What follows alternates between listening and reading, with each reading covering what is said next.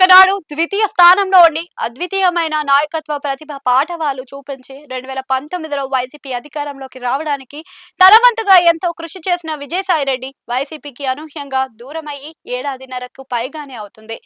ఈ క్రమంలో ఆయన వివిధ సందర్భాలలో వైసీపీ అధినాయకత్వ నిర్ణయాల మీద తనదైన శైలిలో విమర్శలు చేస్తూ వస్తున్నారు.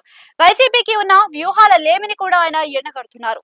2029లో కూటమి జట్టుగా ఉంటే వైసీపీకి రాజకీయంగా ఇబ్బంది అని కూడా ఆ మధ్య ఆయన జోస్యం చెప్పిన విజయసాయిరెడ్డి ఇప్పుడు జగన్ మావిగన్ మీద సెటరికల్ గా బాణం వేసి సంచలనానికి తెరలేపారు. ఉమ్మడి ఏపీ విడిపోయి ఇప్పటికీ 12 ఏళ్లు. 2029 ఎన్నికలకు కూడా రాజధానిని ఎజెండాగా చేసుకుని ఎన్నికలకు పోతామని జగన్ ఇటీవల ఇచ్చిన స్టేట్మెంట్ ని విజయసాయిరెడ్డి పూర్తిగా తప్పుపట్టారు.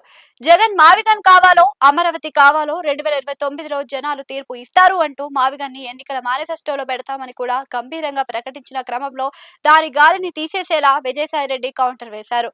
రాజధాని మీద 15 ఏళ్లకు పైగా వివాదాన్ని అలా ఉంచడం ఇప్పటికీ ఎంచుకోలేకపోవడం మీద కూడా హాట్ కామెంట్స్ చేశారు. రాజధాని మీద పొలిటికల్ ఫుట్బాల్ ని ఇకనైనా ఆపేయమని కూడా విజయసాయిరెడ్డి కోరుకున్నారు.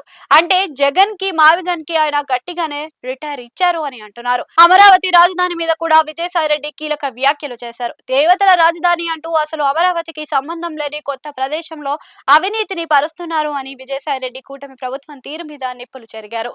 ఇప్పటికీ 50,000 కోట్ల రూపాయల అమరావతిలో నిర్మాణాల పేరుతో ఖర్చు చేస్తున్నారు అంటే అందులో 15 నుంచి 20% పైగా అవినీతి అక్రమాలు చోటు చేసుకుంటున్నాయని ఆయన మొత్తం 15,000 కోట్లకు పైగా ఉండవచ్చు అన్నట్లుగా వస్తున్న ఆరోపణల మీద స్పందిస్తున్నట్లుగా ఆయన పేర్కొన్నారు. వీటి మీద తాను కోర్టు ద్వారా న్యాయ పోరాటం చేస్తానని కీలక ప్రకటన చేశారు. మరోవైపు చూస్తే ఏపీ రాజధాని విషయంలో విలువైన సూచనలు చేసిన శివరామకృష్ణన్ కమిటీ సూచనలు ఎందుకు తీసి పక్కన పెట్టారు అని ఆయన టీడీపీని నిలదీశారు. అంతేకాదు మొదట విడతలో భూములు ఇచ్చిన రైతులకు ఇప్పటికీ ఫ్లాట్లు అప్పగించకపోవడానికి కూడా ఆయన తప్పుపట్టారు. అసలు 1,00,000 ఎకరాల రాజధాని పేరుతో సేకరణ ప్రయత్నాలు ఎందుకు ఏం చేసుకుంటారు అని కూడా ఆయన ప్రశ్నించారు. అమరావతిలో జరుగుతున్న అవినీతి అని ఒక పక్క చెబుతూ మరోవైపు మావిగన్ అని కొత్త నినాదం ఎందుకు అని జగన్ ని విజయసాయిరెడ్డి ప్రశ్నించినట్లుగా ఉంది.